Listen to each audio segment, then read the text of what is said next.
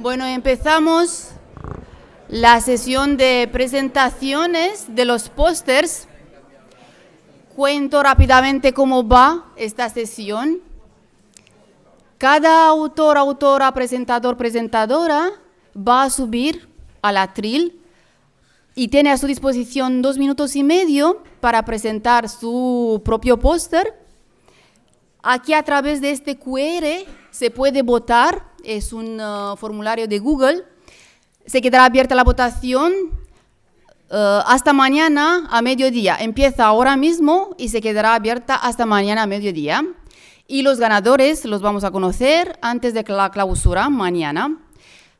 Cuento con ustedes todos y todas para votar porque necesitamos vuestra preferencia para el mejor póster con mejor contenido, el póster con mejor presentación oral y póster con mejor diseño. Así que tendremos 3 categorías con 3 preferidos, 3 ganadores.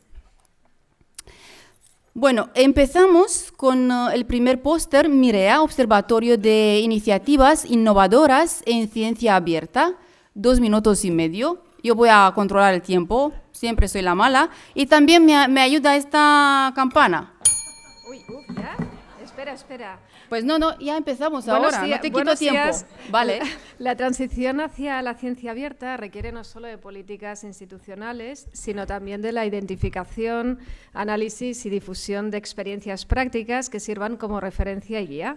Con ese propósito, en el marco del proyecto CAETIN, el Grupo de Investigación Open Science Spain ha impulsado el Observatorio Mirea, que está orientado a visibilizar y transferir experiencias de instituciones, grupos de investigación y agentes sociales. El observatorio nace con el objetivo principal de crear una base de conocimiento que identifique, recopile y difunda iniciativas innovadoras, permita identificar también tendencias emergentes en el ámbito de la ciencia abierta, que permita al mismo tiempo reconocer agentes clave en esa temática y facilite la adaptación contextualizada en otras de estas buenas iniciativas. Se organiza en torno a 5 ámbitos clave, que son los del proyecto: políticas de ciencia abierta, datos de investigación, nuevos modelos de evaluación de la ciencia, recursos educativos en abierto y ciencia ciudadana e innovación social. El observatorio aplica un proceso de curación editorial que combina la prospección activa de nuevas iniciativas, la convocatoria abierta y la validación mediante asesoría experta. Cada caso se sintetiza en una ficha que incluye, entre otros datos, pues los datos típicos del contexto, objetivos, actores implicados, el desarrollo de la iniciativa, resultados, evidencias de éxito. Siempre se prioriza la claridad, la accesibilidad y la comparabilidad para favorecer la reutilización de toda esta información, en definitiva, conocimiento. Características clave que tiene el diseño de este observatorio: por un lado, la creación de esta plantilla de ficha homogénea que facilita la comparabilidad entre iniciativas, el uso de un vocabulario controlado para mejorar la recuperación de toda la información, la implementación de filtros de búsqueda distintos para mejorar, para favorecer la transferencia de experiencias y la priorización de un enfoque institucional y académico que permita la investigación, la acción y la toma de decisiones. Para finalizar, la principal aportación de este observatorio es ofrecer una herramienta práctica que nos permita pasar de la reflexión a la acción, ¿no? Y una acción institucional, pero también social, favoreciendo la transferencia, colaboración, impacto real en la sociedad. Gracias.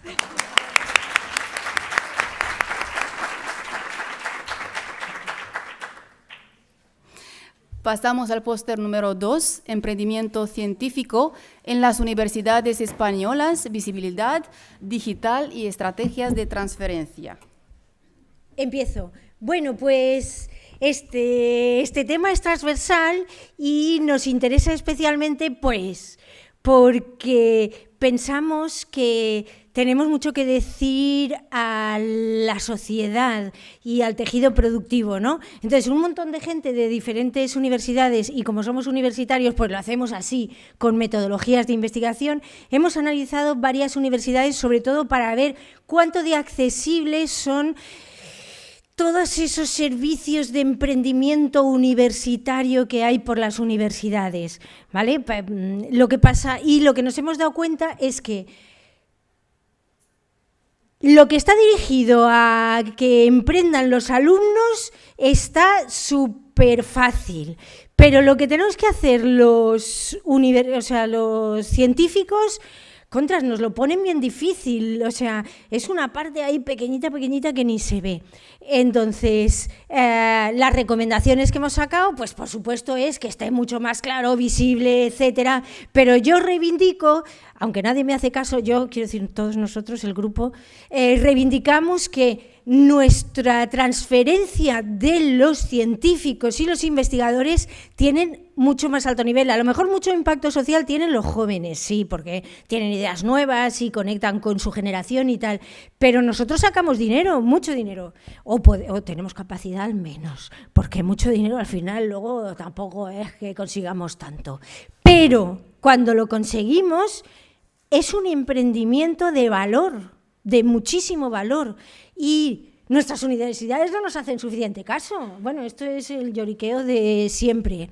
Y, en fin, no tengo mucho más que decir, que está muy presente en las universidades que hemos mirado, pero nunca es suficiente para facilitárnoslo, porque yo no sé, supongo que vuestra experiencia es similar a la mía, que es que tú coges una página web de la universidad, y empiezas a ir para aquí, para allá, para aquí, pim, pam, pum, y al final levantas el teléfono y hablas con ellos. Pues no tengo mucho más que decir. Muchísimas gracias. Pues nada, te faltan 10 segundos.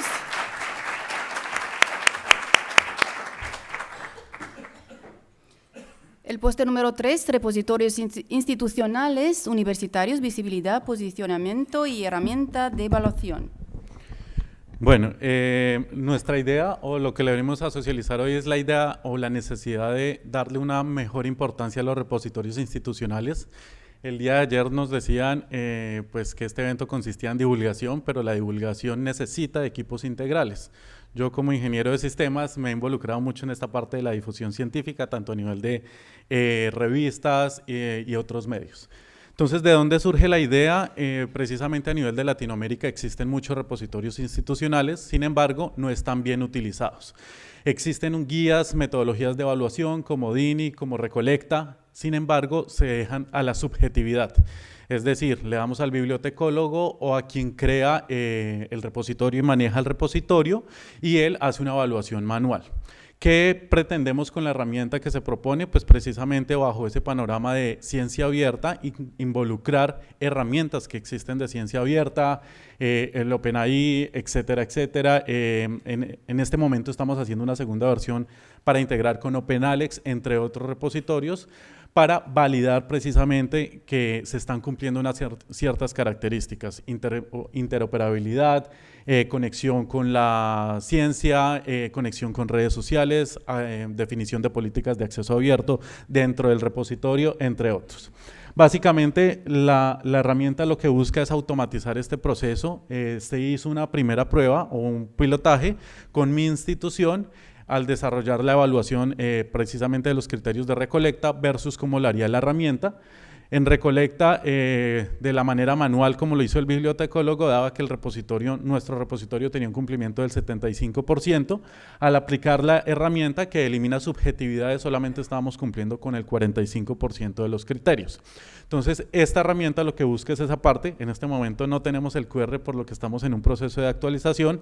Ayer Félix lo mencionaba de la parte de integración con inteligencia artificial. Estamos desarrollando un modelo para el aprendizaje autónomo. Estamos, yo creo que en la próxima semana lanzarlo. Esto nos permite pues una reducción de tiempo precisamente para darle un posicionamiento real a nuestras investigaciones y que los repositorios pasen de ser simplemente un depósito a un centro o a un medio de difusión y visibilidad de las investigaciones universitarias. Gracias.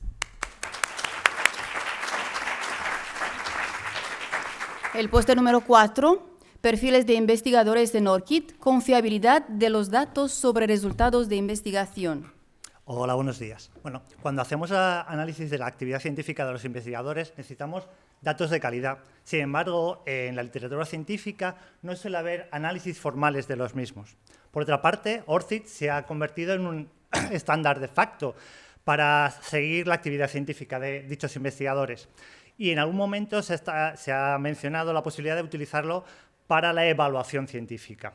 En ese sentido, nosotros lo que hemos intentado es analizar dos aspectos de estas dos premisas. La demora en la inclusión de los perfiles de ORCID de las publicaciones científicas y la posibilidad de que existan duplicados en dichos perfiles. Para ello hemos analizado los perfiles de los investigadores ERC con lugar de trabajo en España entre el año 2014 y 2020. Hemos utilizado la API pública, a través de Python hemos descargado sus registros bibliográficos y hemos realizado las correspondientes comparaciones a través de algoritmos de proximidad. Hemos analizado 330 perfiles que tenían algún documento dentro de los mismos. ¿Y qué podemos decir? En primer lugar, que el 30% de las publicaciones se incluyen el primer año de publicación o el siguiente, y el 50% de las mismas en los 4 primeros años. Si nos fijamos en el primero de los gráficos, vemos que hay una diferencia por tipologías documentales. Los artículos de revista y los working papers son los que más pronto se incluyen en los perfiles, frente a los capítulos de libros y los libros. Si es Crossref, las organizaciones sin ánimo de lucro, las que incluyen estas publicaciones son las que la hacen en primer lugar, frente a cuando lo hacen las bases de datos comerciales, las instituciones o los propios investigadores. Y la demora se reduce con el tiempo. Si solo consideramos los 10 últimos años del análisis, las dos terceras partes de las publicaciones se incluyen el mismo año de la publicación. En cuanto a la existencia de duplicados, vemos que el 78% de los perfiles incluyen duplicados. Es verdad que la incidencia mínima de menor del 5% en el 50% de los mismos, pero es mayor del 20% en el 15%. ¿A qué es debido ello? Primero, a la falta de inclusión de identificadores persistentes en los... Muchas gracias. Número 5, propuesta metodológica para la implementación de la ciencia abierta y la participación ciudadana en la investigación en salud. Buenos días. En esta propuesta metodológica que presentamos, dentro del marco del proyecto OSCIR Prometeo, nuestro objetivo es promover el uso de la ciencia abierta y la ciencia ciudadana, impulsando lo que es la innovación y la mejora social dentro de lo que es la promoción de la salud y la prevención de las enfermedades, siempre contando o centrándonos en lo que sería la gestión de los datos de investigación y la cooperación y la participación ciudadana de esas enfermedades más prevalentes, que son las adicciones, las enfermedades cardiovasculares, las enfermedades infecciosas, el cáncer y la salud mental. ¿Cuál es la metodología que vamos a utilizar? Fundamentalmente comenzaremos con unas revisiones sistemáticas para evidenciar o conocer las mejores evidencias en ciencia abierta, y a partir de ahí elaboraremos una encuesta y una entrevista en profundidad dedicadas fundamentalmente a personal investigador, profesionales y sanitarios, ciudadanos y pacientes y familiares. Continuaremos con la elaboración del análisis de los datos abiertos para identificar, caracterizar y evaluar esos datos brutos de investigación, analizando los cumplimientos de los principios FAIR. Y por último, terminaremos con un protocolo colaborativo en el que pretendemos realizar una formación, una educación que analice sobre todo los recursos, guías y luego después generar un aula abierta donde hagamos presentaciones, cursos, talleres o tutoriales. Con todo esto se pretende alcanzar o hacer una difusión y un impacto social que se finalizará o se concluirá con la Declaración de Valencia sobre ciencia abierta y ciencia ciudadana para la prevención y el tratamiento de las enfermedades cardiovasculares, de las enfermedades más prevalentes, y así establecer cuáles son los principios, las directrices y los compromisos dentro de lo que serían las prácticas, los valores de investigación en salud para estas enfermedades a través del análisis de la ciencia abierta, de los datos y de la participación ciudadana. Esta sería la propuesta. Muchas gracias.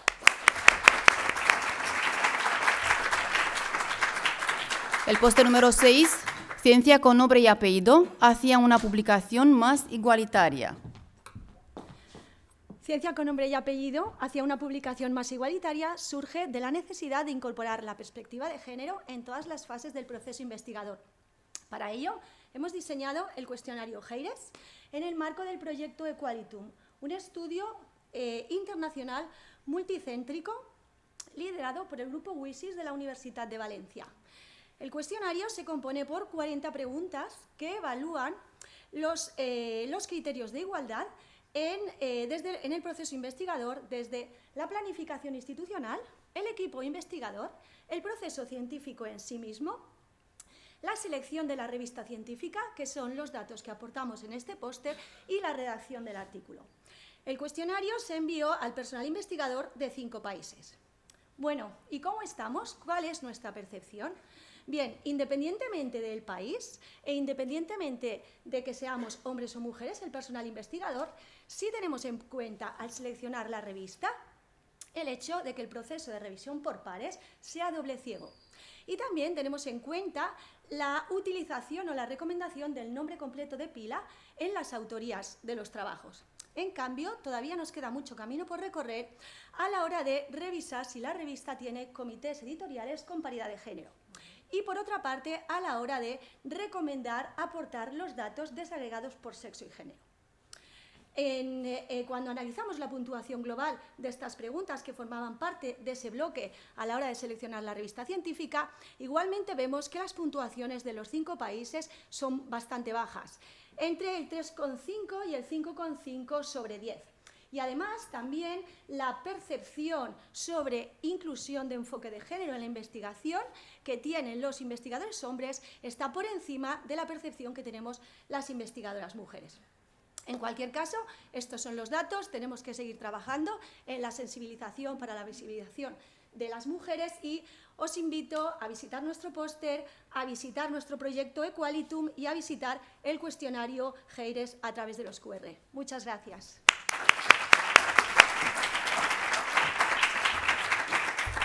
Número 7. Psico-oncología accesible, desarrollo de un modelo narrativo basado en podcast.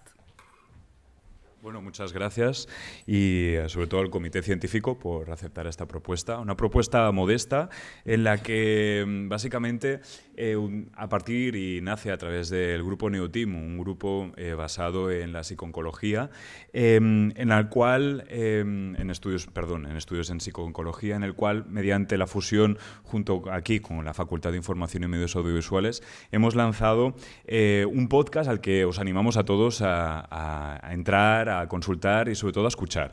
La problemática que intentamos resolver con este podcast es acortar la distancia que hay entre el conocimiento académico en torno a la psico-oncología, el paciente y el propio médico. Sabemos que son artículos y conceptos a veces un tanto complejos y que no muchas veces los mismos pacientes suelen consultar, ¿no? Por lo tanto, intentamos analizar todo este conocimiento académico, detectar mensajes claves con el objetivo de diseñar propuestas divulgativas a través de la herramienta como es el podcast para que pueda llegar ese mensaje. Por lo tanto, estamos hablando de un equipo multidisciplinar donde estamos gente de comunicación, psicólogos y médicos, expertos en cáncer, en la cual trabajamos de forma cooperativa pues, para poder trabajar mensajes clave y sin perder el rigor académico, ¿no? Entonces, lo que sí que vemos es que intentamos humanizar los estudios de psico-oncología, acercarlos al paciente y intentar comunicar sin generar falsas expectativas, siendo lo más sinceros y posibles a nivel de comunicación, ¿no? Entonces, vemos que es un modelo replicable, es un modelo que se puede llevar y trasladar a muchos otros ámbitos, aparte que genera esta sensación de bienestar y de mayor conocimiento al paciente, que es algo realmente muy necesario y que ya estamos llegando a aplicar y de hecho os animo también a consultar los podcasts de Radio FIMA, de la Facultad de Información y Medios Audiovisuales, donde ya tenemos un canal que es Data Viva, donde traducimos múltiples investigaciones al formato podcast. Debemos, simplemente por añadir, son podcasts muy cortos, no llegan a prácticamente 5 minutos, con lo cual en lo que te estás haciendo el café es probable que te puedas escuchar hasta 2. Así que os animamos a todos a visitarlo y nada, muchísimas gracias a todos.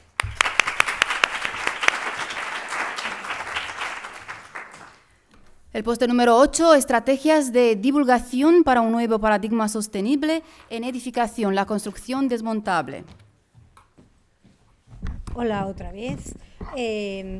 Pues ya que me ha sobrado antes tiempo, pues me voy a alargar aquí en darle las gracias al comité organizador por organizar este tipo de eventos, porque si no, no hubiéramos podido entregar en ningún sitio una propuesta como esta. Y, claro, a mí me ha resultado muy interesante, porque lo que hemos hecho es utilizar el saber de un arquitecto que pues es tremendo. O sea, si visitáis su web, veréis que Luis de Garrido es un profesional como la copa de un pino, pero es que además tiene un montón de relación con la universidad, es 6 veces doctorado. A lo mejor es un poco raro, pero bueno, el caso es que nosotros, como forma de transdisciplinariedad, o como se diga esto, hemos conseguido contactar con él e intentar que su trabajo tenga más repercusión, ¿no? Gracias a Carmen Cárcel, que ella es de marketing digital, y luego yo que soy para todo, ¿no? Así, como un todoterreno. Así que lo que intentamos es que su línea de sostenibilidad, que según él dice, la sostenibilidad no se sabe qué narices es, para cada uno pues es de una manera. En el caso de arquitectura, pues hace una especial hincapié en que los recursos que se utilizan para construir casas son a veces tirarlos a la basura, sobre todo si no son reutilizables, porque el reciclaje tiene un gasto mucho mayor. De manera que él propone lo que es la arquitectura desmontable. Flipo, yo es la primera vez que lo he visto. Entonces es como hacer viviendas por trozos que después se puedan reparar por trozos y que además se puedan reutilizar esos materiales. Pues nosotros con esa idea es lo que hemos intentado crearle una campaña basada en algo sólido, en el sentido que él ha creado unos indicadores sobre la sostenibilidad en la construcción. Entonces, no solo queremos convencer de lo bueno que es, ¿no?, esto de reutilizar tal para el medio ambiente y todo esto, sino que además puede resultar más barato a la larga y hay un público que le gusta. Bueno, muchas gracias, votadme, votadme.